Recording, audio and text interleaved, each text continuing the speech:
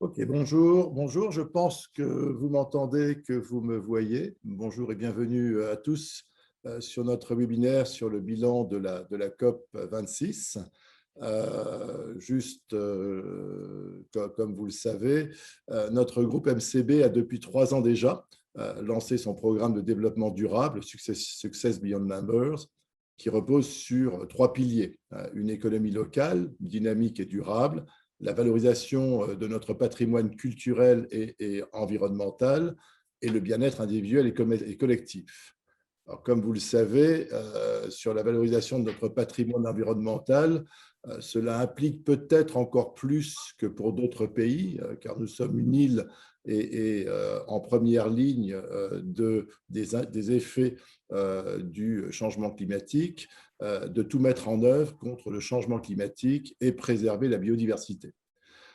Peu avant la crise majeure qui a bouleversé le monde et nous a fait prendre encore davantage conscience combien nos équilibres sont fragiles, en février 2020, dans le sillage de la conférence climat que nous avions organisée, la MCB a pris des engagements forts pour agir pour le climat, pour contribuer à la transition énergétique vers la neutralité carbone au niveau national. Nous croyons que cette neutralité peut être atteinte d'ici 2050 et nous voyons dans cette transition, plutôt qu'une contrainte, une formidable source d'opportunités économiques. Nous avons pris, entre autres, l'engagement de ne plus financer de nouvelles infrastructures ou le commerce du charbon dès 2022 et de dégager un budget spécifique pour financer la transition vers une économie bas carbone, mais aussi de viser la neutralité carbone pour nos propres opérations. La COP26, qui s'est tenue les 2 premières semaines de novembre, a rappelé le défi majeur pour l'humanité du changement climatique dont nous voyons tous déjà les premiers effets.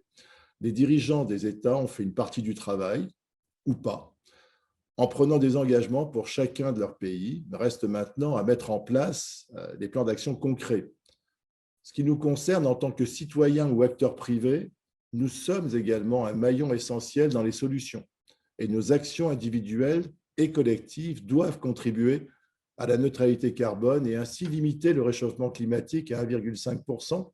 C'est le seuil que l'on ne doit pas dépasser et qui est encore loin d'être le cas. Alors, pour bien comprendre les enjeux et ce que l'on doit comprendre de la COP26, nous avons le plaisir d'accueillir aujourd'hui le docteur François Gemene, spécialiste en géopolitique et membre du GIEC, le groupe d'experts intergouvernemental sur l'évolution du climat. Alors, il va nous parler, entre autres, des répercussions concrètes des engagements pris lors de la COP26 ou pas, et ce que cela peut signifier pour Maurice. Avant de passer la parole à François, je vous invite à poser vos questions dans le chat au fur et à mesure de sa conférence, et notre invité y répondra pendant la session questions-réponses à la fin du webinaire. Je poserai, François, ma question dès le début par une anecdote. Il y a quelques années, quand je travaillais en Inde, le groupe bancaire pour lequel je travaillais m'a demandé d'arrêter de financer le charbon. Et je me suis interrogé alors ce que cela signifiait ou signifierait pour 600 millions d'Indiens vivant sous le seuil de pauvreté si toutes les banques arrêtaient de financer le charbon. Alors, merci à tous d'avoir répondu présent à notre invitation. Nous espérons que cette session vous inspirera et vous mettra en marche ou à consolider vos efforts pour lutter ensemble contre le réchauffement climatique. François, merci encore d'être avec nous. Je vous laisse maintenant la parole et puis j'attends votre réponse à la fin du webinaire. Merci beaucoup Thierry, bonjour à tous et à toutes. Et effectivement, aujourd'hui, nous sommes réunis pour discuter un peu de ce qui s'est passé à la COP26, pour voir quels sont les engagements importants qui ont été pris et pour voir aussi comment ces engagements vont résonner concrètement avec la situation et les engagements de Maurice et plus globalement avec les engagements pris par les pays du Sud et la situation dans les pays du Sud. Et je viendrai évidemment à la question du charbon, qui était un thème important dans cette conférence, et à la manière dont la question du charbon résonne avec les pays du Sud. On sait notamment que l'Inde s'est opposée à la dernière minute au projet final d'accord et a demandé une modification parce que précisément, elle trouvait que la formulation des choses sur le charbon était inéquitable. Et donc, c'est vraiment cette question de l'articulation entre les problématiques de développement pour les pays du Sud et la nécessité de réduire les émissions de gaz à effet de serre s'impose de plus en plus comme une des données essentielles du débat et comme un des points achoppement essentiels dans la négociation. J'y reviendrai. Je vous propose de découper l'exposé en 3 parties. D'abord, de vous expliquer en quoi la COP26 était une conférence importante, pourquoi elle a généré autant d'attentes et quelque part, en quoi cette conférence représente une étape importante dans la gouvernance du climat. Ensuite, j'irai un peu plus dans le détail de ce qui était décidé à la COP26, quels ont été les points de déception, et il ne faut pas se cacher quant au fait que globalement, le sentiment qui prédomine est un sentiment de déception, mais j'essaierai de souligner aussi quels ont été les points de progrès et les points d'avancée que l'on peut noter.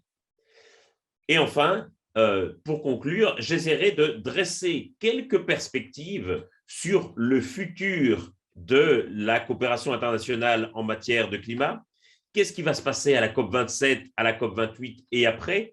Et plus globalement, qu'est-ce que cette COP26 nous dit de l'état de la coopération internationale sur le climat, de l'état des rapports Nord-Sud? Et donc, pour chaque point, j'essaierai évidemment de relier cela à la situation de Maurice et aux enjeux des pays du Sud. Tout d'abord donc, pourquoi est-ce que cette COP26 était importante? Pourquoi est-ce qu'elle représentait une étape importante? Pourquoi est-ce qu'elle a généré autant d'attention et autant d'espoir? Eh bien, la raison principale, c'est d'abord qu'elle correspond à une date limite fixée par l'accord de Paris. L'accord de Paris, qui a donc été signé à la COP21 en 2015, est le principal cadre de coopération sur le changement climatique. C'est-à-dire qu'il fixe un cadre, idéalement, qui doit être un cadre de long terme pour organiser la coopération internationale sur le changement climatique, avec un objectif central, celui de limiter la hausse de température moyenne à 2 degrés d'ici 2100, et même, si possible, à 1,5 degré. La particularité de l'accord de Paris, c'est qu'il s'agit d'un accord qu'on appelle bottom-up, c'est-à-dire un accord qui n'impose aucune réduction impérative des émissions à aucune partie, mais qui par contre s'appuie sur les engagements pris par les différentes parties. C'est-à-dire que la caractéristique de l'accord de Paris, c'est qu'il n'y a rien d'obligatoire, il n'y a aucune sanction, mais par contre, il y a des engagements volontaires pris par les différents pays, et c'est sur cela que s'appuie l'accord de Paris, et c'est pour cela que l'accord a réussi la performance d'être un accord universel. Cette universalité est revenue depuis le retour des États-Unis dans l'accord de Paris, et que donc tous les pays du monde se sont engagés à faire un effort sur le changement climatique selon leurs capacités respectives et selon leurs engagements respectifs.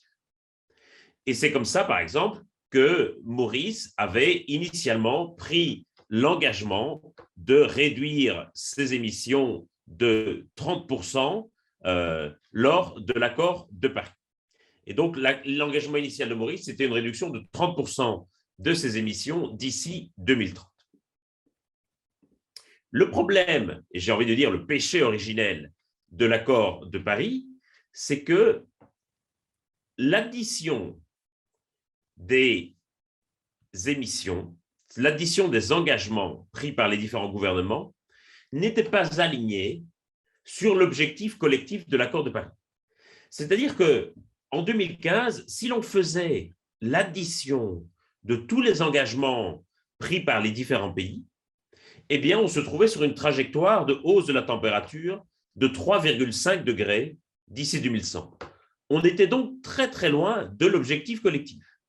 En quelque sorte, c'est un peu comme si mes étudiants se donnaient comme objectif d'obtenir une note moyenne de 16 sur 20 pour la classe à l'examen, mais qu'au moment d'étudier, chaque étudiant visait juste à obtenir une note qui lui permette juste de réussir et visait 10 sur 20.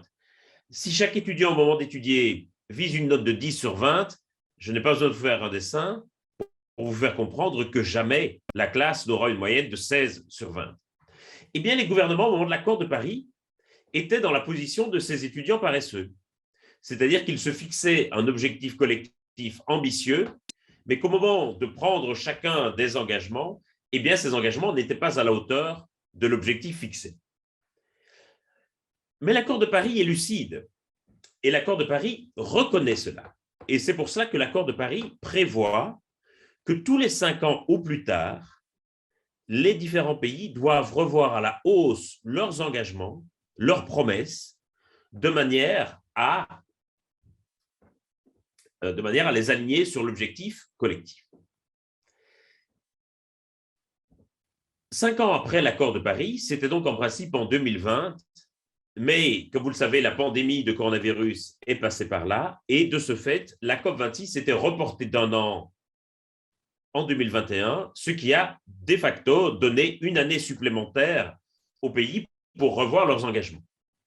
Et on sait qu'entre l'accord de Paris et la COP26, il s'est produit différentes choses. D'abord, il y a eu la présidence de Donald Trump, ce qui a fait qu'aucun progrès réel n'a pu être enregistré aux COP 23, 24 et 25, notamment parce que les États-Unis s'étaient retirés de l'accord de Paris, et donc ces précédentes COP ont un peu été des COP pour rien, mais aussi parce qu'il y a eu la mobilisation des jeunes, bien entendu, pour souligner à la fois que les objectifs des différents pays étaient encore insuffisants, que les engagements de ces différents pays étaient insuffisants, et que surtout, ces engagements n'étaient pas respectés. Et c'est ça aussi qui crée une grande frustration parmi les pays du Sud, c'est la réalisation que les engagements pris par les pays industrialisés n'ont pas été respectés. Et donc, c'est pour ça qu'il y avait autant d'attentes autour de la COP26, parce que l'enjeu était double. C'était à la fois de faire en sorte que les pays revoient à la hausse leurs engagements pour les aligner sur les objectifs de l'accord de Paris, mais aussi que les pays respectent leurs engagements ou trouvent un moyen de faire respecter leurs engagements, à la fois pour ce qui concerne la réduction des émissions de gaz à effet de serre, mais aussi pour ce qui concerne la mobilisation du financement pour les pays du Sud.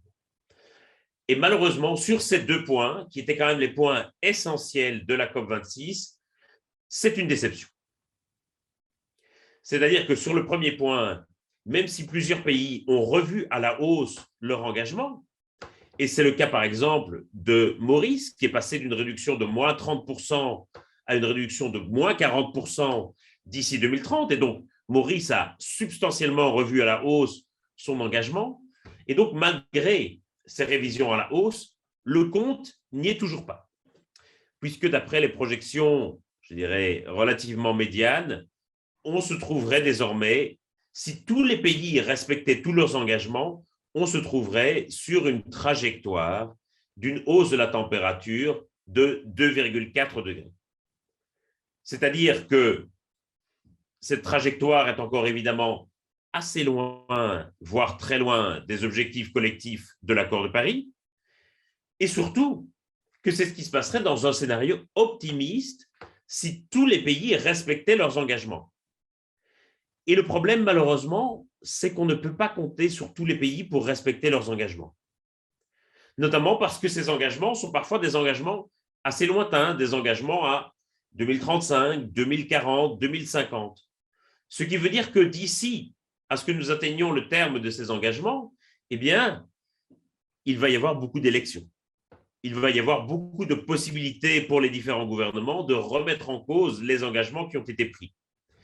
Et le problème avec ces engagements de moyen et de long terme, si ça vaut à la fois pour les gouvernements et pour les entreprises, c'est que ceux qui ont pris ces engagements ne sont pas ceux qui devront les tenir.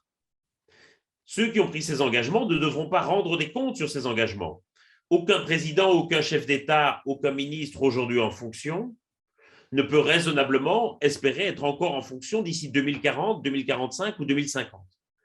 Et donc, c'est évidemment le risque de ces engagements à moyen et long terme, c'est le risque que ces engagements soient remis en cause, notamment parce que le pouvoir politique va changer ou parce que les PDG des entreprises vont changer, n'auront peut-être pas les mêmes priorités. Donc ça, c'est la première difficulté, c'est que le compte n'y est pas. Et l'accord de Glasgow invite, ou plutôt requiert des parties qu'elle soumette à nouveau des engagements revus à la hausse d'ici l'année prochaine, d'ici la COP27, parce qu'on se rend bien compte précisément que le compte n'y est pas. Et le compte n'y est pas non plus sur les engagements, sur le respect des engagements, parce qu'il est très difficile, évidemment, aux pays de s'imposer des sanctions à eux-mêmes. Comme tout le système repose sur des engagements volontaires, la question qu'il faut évidemment se poser, c'est que faire si ces engagements ne sont pas respectés? Et pour le moment, ces engagements ne sont pas respectés. Mais pour le moment, il n'y a aucun système de sanctions qui permette véritablement de faire en sorte que ces engagements soient respectés.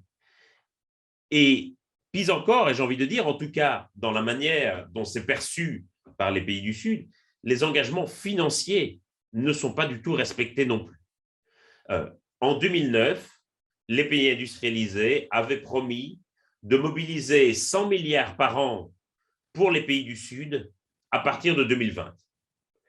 Et nous sommes à la fin de l'année 2021 et l'argent n'est toujours pas là. Et c'est un gros problème, évidemment, parce que au mieux, cet argent sera disponible à partir de 2023, mais surtout, cela donne l'impression aux pays du Sud d'avoir été trahis.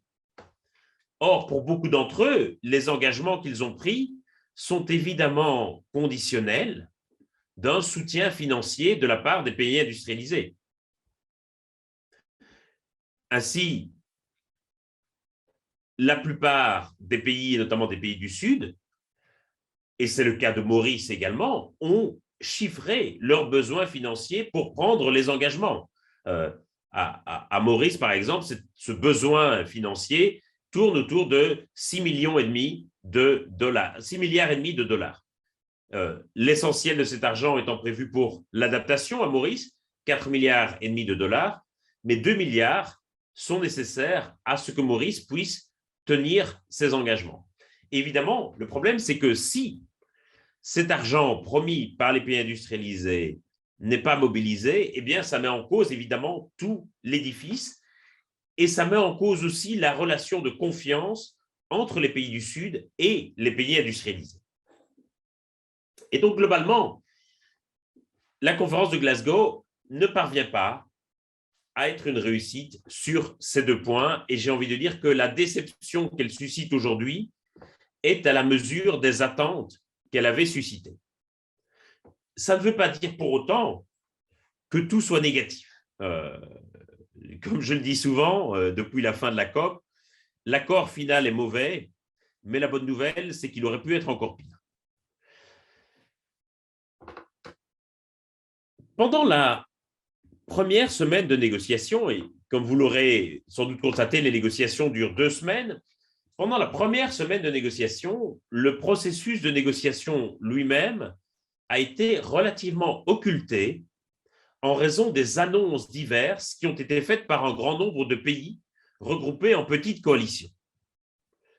Et donc, le processus de négociation lui-même est passé au second plan parce que chaque jour, une nouvelle annonce était faite.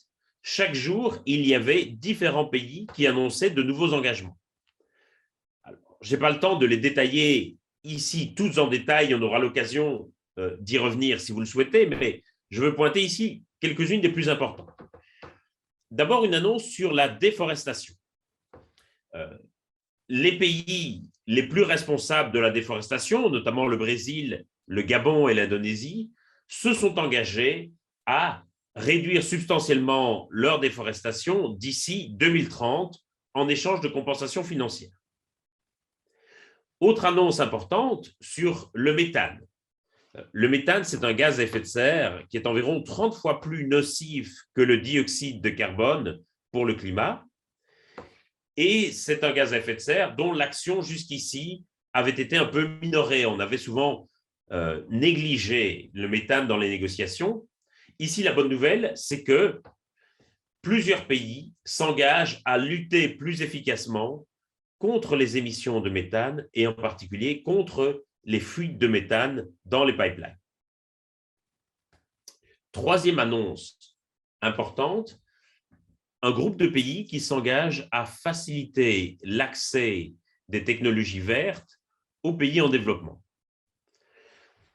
On sait aujourd'hui, et ça rejoint la question de Thierry Hébrault qu'il a posée en début de session, on sait qu'aujourd'hui, un très grand nombre de pays émergents et de pays en développement ont des besoins énormes en termes de développement, mais aussi en termes d'électrification de la population et du territoire. Et que pour beaucoup de ces pays, il y a dans le sous-sol des ressources importantes en énergie fossile, du charbon, du pétrole ou du gaz. Et qu'un enjeu essentiel dans la lutte contre le changement climatique, c'est que ces ressources fossiles restent sous terre et ne soient pas utilisées. Mais évidemment, il n'est pas possible de nier aux pays émergents et aux pays en développement leur droit à se développer. Il n'est pas possible d'aller dire à des pays comme l'Inde, vous n'allez pas fournir de l'électricité ou de l'énergie à votre population parce que ça voudrait dire que vous allez utiliser votre charbon et qu'on ne pourrait pas tenir les objectifs de l'accord de Paris. Et donc, un enjeu fondamental aujourd'hui dans la négociation, c'est de permettre aux pays qui ont encore ces très forts besoins de développement et d'électrification, c'est de leur permettre d'accéder directement aux énergies renouvelables sans passer par la case énergie fossile.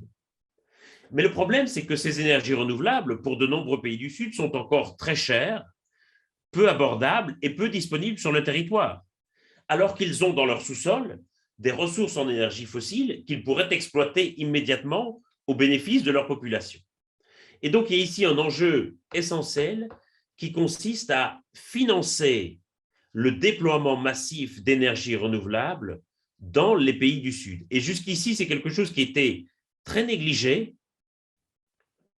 notamment parce que les pays industrialisés ont souvent développé ces technologies à leur propre profit, sans veiller suffisamment à leur disponibilité dans les pays du Sud. Or, c'est un enjeu essentiel que les pays du Sud puissent suivre des trajectoires de développement qui soient non carbonées, c'est-à-dire des trajectoires de développement qui soient différentes de celles qu'ont suivies les pays industrialisés.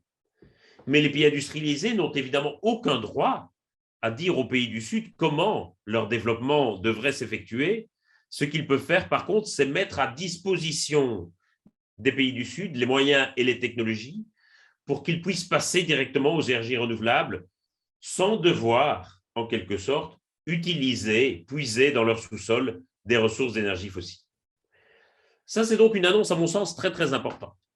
Une autre annonce très, très importante, c'est l'annonce de gros pays investisseurs, notamment les États-Unis et le Canada, d'arrêter, à partir de l'année prochaine, à partir de 2022, d'arrêter le financement de projets d'énergie fossile à l'étranger. C'est-à-dire que toute une série de projets de prospection et d'expansion sur le pétrole, le gaz ou le charbon cesseront d'être financés par les pays qui se sont engagés à partir de l'année prochaine. Malheureusement, et je le regrette beaucoup, les pays européens ne se sont pas engagés sur ce calendrier et donc on a quelques-uns des grands pays investisseurs, au premier rang desquels on a les États-Unis et le Canada, mais les pays européens traînent encore un peu la patte sur ce sujet. Dernière annonce sur laquelle je veux revenir ici, c'est une annonce qui est aussi assez importante et qui concerne la sortie du charbon. Plusieurs pays charbonniers, emmenés par la Pologne, se sont engagés à sortir du charbon en 2030 au plus tard. Alors malheureusement, cette coalition n'inclut pas des pays comme l'Inde, la Chine ou l'Australie, mais quand même on sent un mouvement de plus en plus fort sur la question de la sortie du charbon. Et donc, quand on fera le bilan de cette COP26, il faudra évidemment tenir compte de ces différentes annonces, même si ces annonces ne font pas partie stricto sensu du processus de négociation. Elles sont néanmoins des éléments de progrès et d'avancée importants, et c'est sans doute un des aspects qu'on retiendra de cette COP26. En deuxième semaine, il n'y a plus guère d'annonces qui ont été faites, et donc l'attention s'est vraiment focalisée sur le processus de négociation lui-même. Et en milieu de deuxième semaine, le mercredi matin, la présidence britannique de la conférence a fait circuler un premier projet de texte qui était considéré comme très ambitieux par la plupart des observateurs. Et donc, ce projet de texte était plutôt une bonne surprise de la vie générale et était très bien accueilli, notamment par les ONG et les observateurs. Le problème, c'est que l'ambition de ce texte a été considérablement amoindrie au cours des jours qui ont suivi et que toute une série de mesures ambitieuses qu'il proposait se sont retrouvées un peu amoindries, en tout cas dans le langage qui était utilisé. Il y avait en particulier deux choses qui étaient très importantes dans ce texte. La première chose, c'était la question, la mention des énergies fossiles. Alors, ça va peut-être paraître très difficile, voire impossible à croire pour beaucoup d'entre vous, mais vous devez savoir que jamais, en 27 années de négociations sur le climat, jamais le texte final d'une conférence n'avait mentionné les énergies fossiles. On parlait toujours des émissions de gaz à effet de serre, mais sans mentionner la source de ces émissions. Alors, ça peut paraître complètement absurde, puisque tout le monde connaît la source de ces émissions, reste que les textes officiels ne le mentionnaient pas. Et si les textes ne le mentionnaient pas, c'est parce que l'Arabie saoudite s'y était toujours opposée. L'Arabie saoudite avait toujours dit, n'oubliez pas que nous sommes en train ici d'être dans une négociation sur le climat, pas dans une négociation sur l'énergie. Et donc, nous pouvons parler des émissions, mais par contre, je m'oppose à ce que nous parlions des énergies fossiles. Et donc, un point d'avancée majeur à Glasgow, ça paraît dérisoire, mais c'est néanmoins important d'un point de vue légal, c'est que les énergies fossiles sont mentionnées pour la première fois en toutes lettres dans l'accord final de la conférence. L'autre point très important, je vous ai dit qu'il y avait deux points importants dans le texte de Glasgow, l'autre point important, c'est que le texte s'attaque à la question des subventions publiques pour les énergies fossiles. Aujourd'hui, un élément qui fait que dans beaucoup de pays, les énergies fossiles restent encore moins chères que les énergies renouvelables, c'est simplement le fait que ces énergies fossiles sont encore très largement subventionnées par les pouvoirs publics. Et donc, le texte proposait initialement que les États s'engagent à renoncer à ces subventions aux énergies fossiles. Et là encore, le texte a été un peu amoindri puisque les États ne s'engagent finalement plus à renoncer qu'aux subventions inefficaces en faveur des énergies fossiles. Le problème, c'est qu'il n'y a pas de définition de ce qu'est une subvention efficace ou inefficace et qu'on voit bien ici, évidemment, la brèche dans laquelle pourront s'engouffrer certains pays s'ils souhaitent continuer à verser des subventions aux énergies fossiles. Que dit le texte de Glasgow, en dehors de ces aspects qui sont importants? Eh bien, il invite, ou plutôt il requiert que les pays soumettent à nouveau un engagement revu à la hausse, cette fois-ci tous les ans. Donc, dès la COP27, les pays devront revoir à la hausse leurs engagements. Et il fait le constat que le compte n'y est pas. C'est-à-dire, il fait le constat qu'aujourd'hui, il existe un fossé entre les engagements pris par les différents pays et l'objectif collectif négocié au moment de la COP21. Et donc, le texte ne cache pas ce fossé, alors qu'auparavant, les textes étaient très pudiques et donnaient parfois l'impression d'être complètement détachés de la réalité, d'être littéralement hors sol. Ici, on a quand même un texte qui reconnaît la réalité, qui reconnaît que le compte n'y est pas et qui mentionne explicitement ce qu'il faudrait faire si l'on voulait tenir l'objectif de 1,5 degré d'ici la fin du siècle. Et cet objectif de 1,5 degré, pour le tenir, il faut que nous réduisions globalement les émissions mondiales de gaz à effet de serre de 45% d'ici 2030 par rapport à leur niveau de 2010. Et donc, ça veut dire que lorsque Maurice fait passer son engagement de moins 30% à moins 40%, Maurice est en quelque sorte aligné, ai-je envie de dire, sur l'objectif collectif de l'accord de Paris. Je dirais presque que Maurice en fait sans doute même un peu plus que ce qui lui est demandé, puisque Maurice ne fait pas encore partie, évidemment, des pays industrialisés qui doivent fournir l'essentiel de l'effort. Et puis quand même aussi, l'autre élément important dans l'accord de Paris, dans l'accord de Glasgow, pardon, c'est qu'il y a des chiffres comme celui que je viens de mentionner. C'est-à-dire qu'on n'est plus seulement dans l'exhortation et dans les promesses, il y a quand même des chiffres et des objectifs précis qui sont à tenir. Et donc ça, c'est aussi un point positif de l'accord de Glasgow. Le problème, bien entendu, c'est que l'accord reste décevant par rapport aux deux éléments centraux que j'avais évoqués en début d'intervention, c'est-à-dire la question des engagements des pays et la question du respect de ces engagements. Là, malheureusement, l'accord ne parvient pas à satisfaire les observateurs. Et donc, comme je l'ai dit, la déception qu'il suscite est à la mesure des attentes qu'il avait entourées au départ. Parce que pour autant, si l'on le considère dans la durée, si on le compare aux déclarations finales des COP 24 ou 25, indéniablement, la COP 26 représente un progrès. Mais ce progrès est insuffisant au regard des enjeux.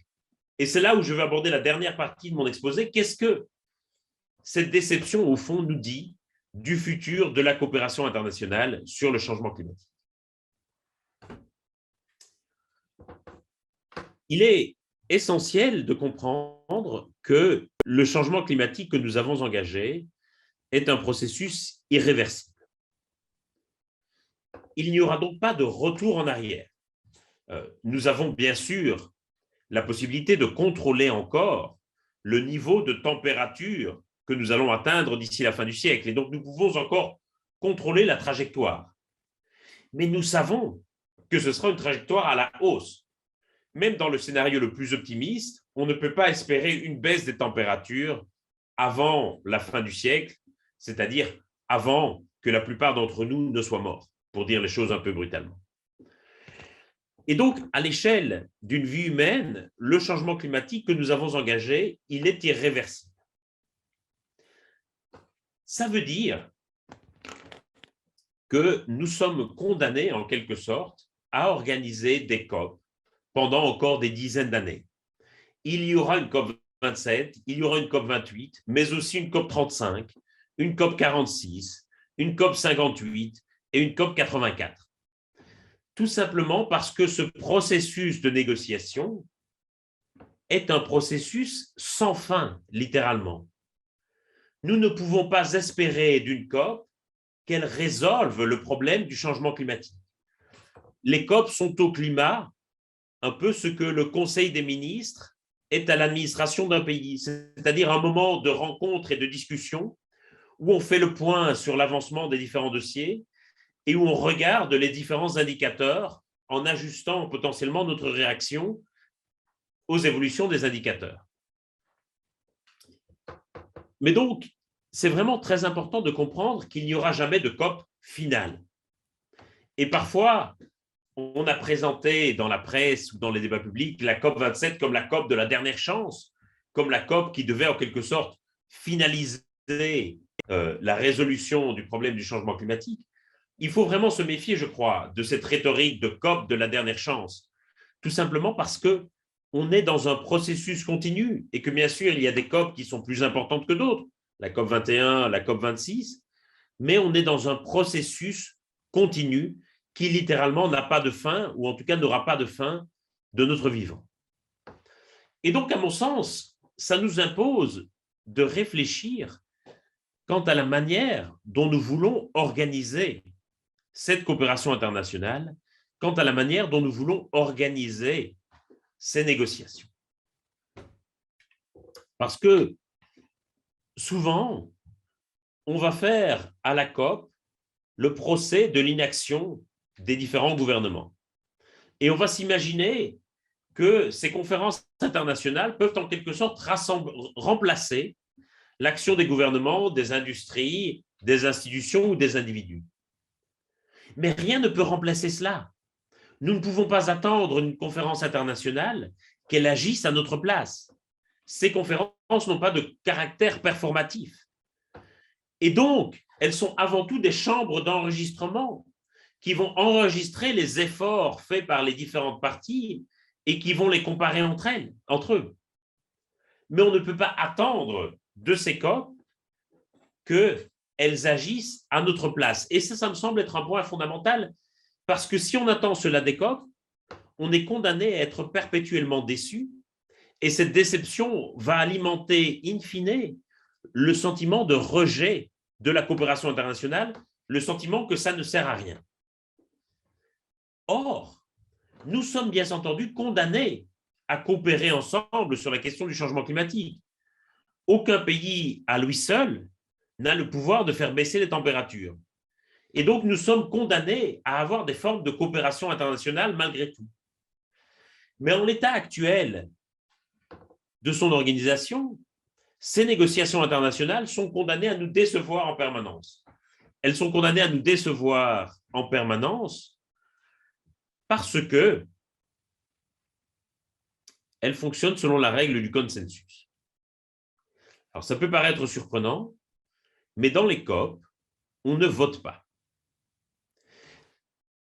Toutes les décisions doivent être prises au consensus. Et quand vous devez mettre d'accord 197 pays très, très différents, généralement, le seul consensus que vous avez, c'est sur le plus petit commun dénominateur.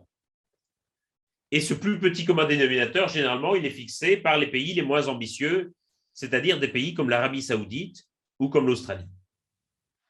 Et donc, le résultat des courses, c'est que cette règle du consensus donne un pouvoir de blocage extraordinaire aux pays moins-disants, aux pays qui sont les moins ambitieux.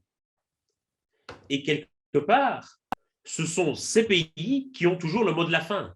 Et tant que nous aurons cette règle du consensus, nous sommes condamnés à être perpétuellement déçus du résultat final des COP, sauf si nous sommes l'Arabie Saoudite ou l'Australie. À ce moment-là, on sera content.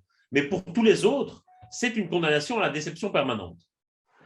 Et donc, je pense qu'il faut absolument pouvoir sortir de cette règle du consensus et permettre aux pays plus ambitieux d'avancer sans être tirés en arrière par les autres moins ambitieux. Et le fait que quelques-uns des éléments les plus importants de cette COP26 aient été des annonces faites par des groupes de pays qui s'engageaient à aller plus loin et en quelque sorte à s'affranchir de la règle du consensus, me semble aller dans le bon sens et me semble préfigurer de ce que pourrait être le futur de la coopération internationale, c'est-à-dire une coopération qui s'appuie sur des États volontaires qui forment des petites coalitions et qui essayent de tirer les autres vers le haut, alors que le consensus tire un peu tout le monde vers le bas. Et puis, je pense aussi qu'il faut être davantage créatif. On voit bien aujourd'hui les limites d'action des gouvernements sur le changement climatique. On voit bien que les gouvernements n'ont pas tous les ressorts possibles, n'ont pas tous les leviers d'action pour lutter contre le changement climatique.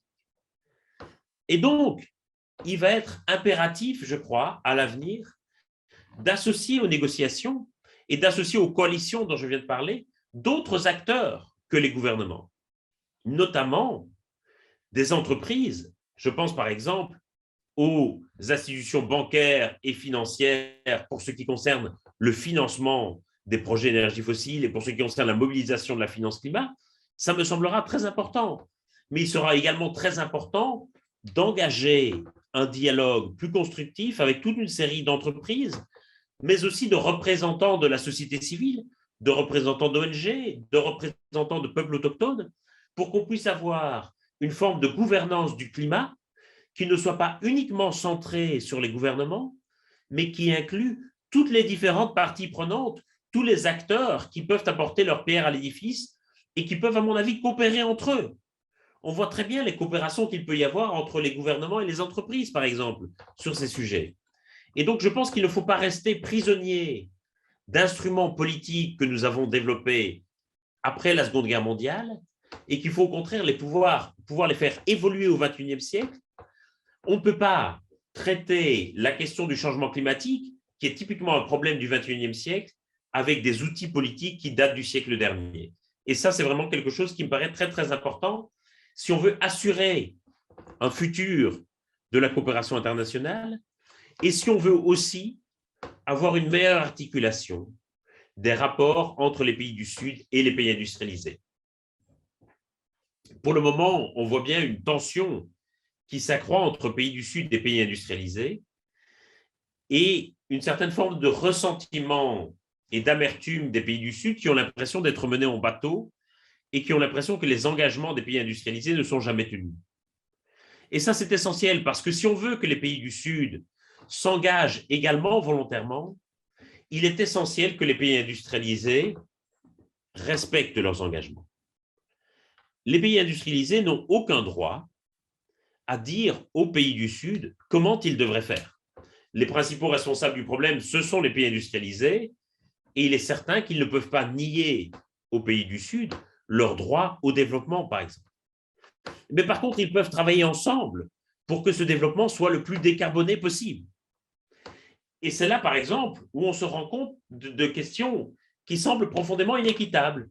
Et j'arrive à la question de Thierry Hébrault sur la question de l'Inde. Le texte initial proposé par le gouvernement britannique proposait une sortie du charbon. Et l'Inde, au dernier moment, a insisté pour que le texte ne parle pas de sortie, mais de diminution du charbon. Et donc, pour que l'expression phasing out soit remplacée par l'expression phasing down, sortie versus diminution. Et pourquoi est-ce que l'Inde a insisté sur ce point? Parce que l'Inde avait au départ proposé que soit considéré dans le texte l'ensemble des énergies fossiles, charbon, pétrole, gaz. Mais les pays industrialisés, et en tête les États-Unis et l'Union européenne, se sont opposés à ce qu'on mette toutes les énergies fossiles dans le même paquet. Et on dit, concentrons-nous d'abord sur le charbon.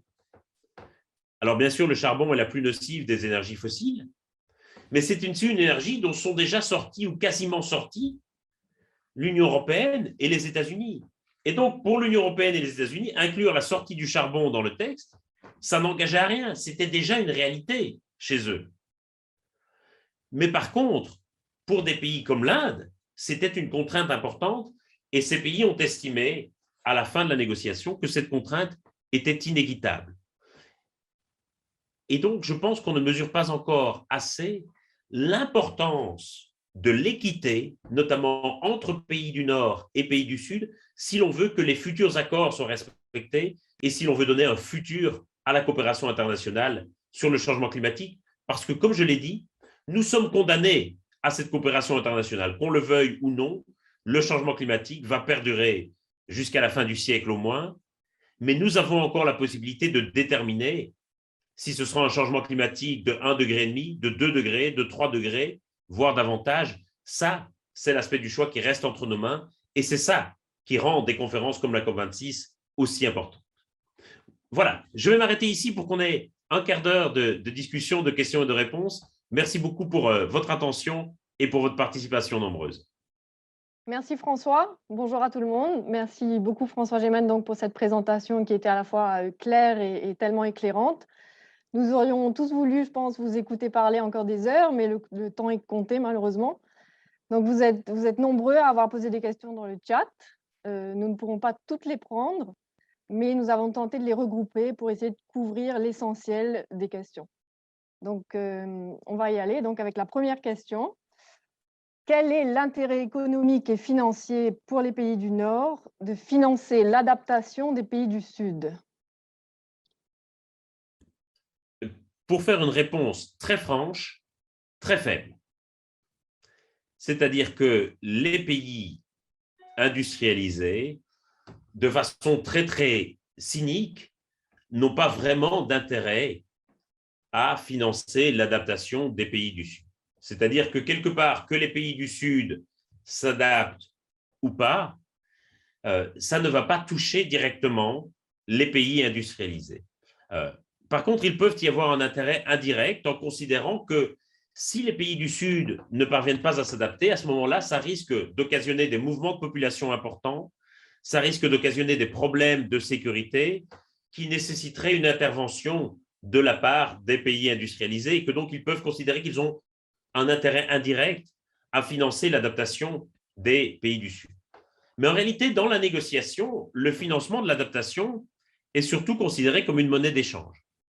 C'est-à-dire que les pays du Sud, en gros, disent qu'ils sont d'accord de s'engager à réduire leurs émissions de gaz à effet de serre à la condition que les pays industrialisés financent l'adaptation de leur territoire et compensent financièrement les pertes et dommages liés au changement climatique. Et donc, c'est une sorte de monnaie d'échange. Et les pays industrialisés savent bien qu'ils ont besoin de l'engagement des pays émergents et des pays en développement, sinon leur engagement à eux sera inutile et sinon il sera de toute façon impossible de respecter les objectifs de l'accord de Paris. Et donc, le financement de l'adaptation dans la négociation, c'est une monnaie d'échange que les pays en développement font valoir parce qu'effectivement, à part sur des sujets indirects comme les questions des conflits ou des migrations, les pays industrialisés, malheureusement, n'ont pas un intérêt direct au financement de l'adaptation dans les pays du Sud. Merci François. La deuxième question, donc, les pays du Nord se positionnent comme les chevaliers blancs de la diplomatie climatique, mais ces pays se font fortement opposer à l'opérationnalisation du Santiago Network pour le Loss and Damages. Est-il temps pour notre République de renforcer nos relations bilatérales avec l'Inde et la Chine au lieu de l'Union européenne, car ces derniers s'opposent à un des principes de base de la justice climatique? Merci beaucoup. Alors, une question très importante. J'explique très rapidement les aspects un peu techniques de la question pour le public. Donc, le Santiago Network for Loss and Damage, qu'est-ce que c'est? Les pays du Sud ont constaté qu'il y avait un certain nombre de dommages et d'impacts du changement climatique pour lesquels il n'était pas possible de s'adapter et qui résultaient en pertes sèches. Et donc, depuis plusieurs années, on a considéré qu'il était normal que les pays industrialisés compensent financièrement les pays du Sud pour ces pertes associées aux impacts du changement climatique. Et donc, on a mis en place un mécanisme à la COP25 de Madrid qui s'appelle donc ce Santiago Network for Loss and Damage, qui vise à quelque part opérationnaliser ce mécanisme de compensation financière. Le problème pour le moment, c'est que les pays industrialisés n'ont pas voulu dégager des financements pour abonder ce réseau, ce Santiago Network, et que le financement des loss and damage, donc des pertes et préjudices, reste en rade pour le moment. Or, comme la personne le dit dans sa question, c'est effectivement un principe essentiel de justice climatique.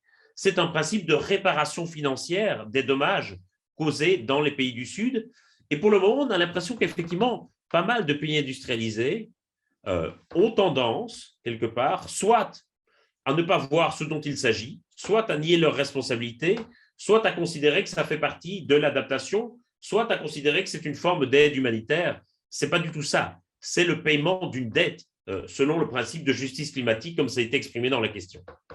Et donc, effectivement, je pense que pour Maurice, il y a un intérêt, quelque part, à renforcer, quelque part, ces relations avec des pays importants du G77 comme la Chine ou comme l'Inde, de manière à peser dans les négociations et pour obtenir ces réparations. Je ne pense pas du tout qu'il faille couper les ponts avec l'Union européenne, mais au contraire, il faut dire que c'est un principe essentiel de justice climatique et que les engagements en matière de réduction des émissions de gaz à effet de serre pourraient tout à fait être conditionnés au paiement de ces réparations pour les pertes et préjudices. Et c'est vraiment une des grandes déceptions de cette COP26 qu'on ait si peu progressé sur ce volet loss and damage. Merci. Une troisième question, donc. Si les annonces des COP précédentes n'ont pas été totalement respectées, comment avoir confiance dans les nouvelles annonces de la COP26? Comment croire au consensus lorsqu'il n'est pas adjoint à des obligations? Alors, c'est très compliqué parce qu'il n'y a pas d'arbitre international. On s'imagine parfois que l'ONU a la capacité d'imposer des sanctions, mais l'ONU est juste un forum de discussion et de négociation. Et c'est très difficile de s'imposer des sanctions à soi-même. Vous savez, moi, chaque jour, je me fais une petite liste des choses à faire au cours de la journée. J'imagine que certains d'entre vous doivent utiliser le même système avec des to-do list. Et tous les jours, en fin de journée, je m'aperçois que je n'ai pas fait toutes les choses que j'avais prévu de faire. Mais pour autant, je ne me sanctionne pas moi-même parce que je n'ai pas tenu mes engagements du matin. Et quelque part, c'est très difficile aussi pour les gouvernements de s'imposer des sanctions à eux-mêmes. Et j'ai envie de dire que c'est pour ça qu'il est vraiment essentiel que la société civile maintienne la pression sur les gouvernements et quelque part tienne les gouvernements pour comptables des engagements qui ont été pris. Et effectivement, il sera très important de vérifier et de regarder que ces annonces soient tenues parce qu'effectivement, il n'y a pas de raison supplémentaire de les croire par rapport aux annonces qui ont été faites dans le passé et qui n'ont pas été tenues. Et c'est pour ça que la présence de la société civile dans ces négociations est très, très importante. Parfois, on entend dire, est-ce que vraiment c'est la peine d'avoir autant de participants, d'organiser de si grosses conférences avec une telle empreinte carbone? Et j'ai envie de dire, oui, c'est absolument essentiel parce que c'est la condition pour que les gouvernements soient tenus responsables et comptables de leurs engagements. Et sinon, les gouvernements seraient juste entre eux et quelque part pourraient se promettre des choses à eux-mêmes sans qu'il y ait personne pour vérifier qu'ils tiennent leurs engagements. Merci. Alors, à l'échelle planétaire, Maurice ne représente qu'une infime proportion des émissions de gaz à effet de serre. Quel impact auront les efforts de réduction qui pourront être faits à Maurice? Sommes-nous trop petits pour agir? Devrions-nous concentrer nos efforts sur l'adaptation plutôt que l'atténuation?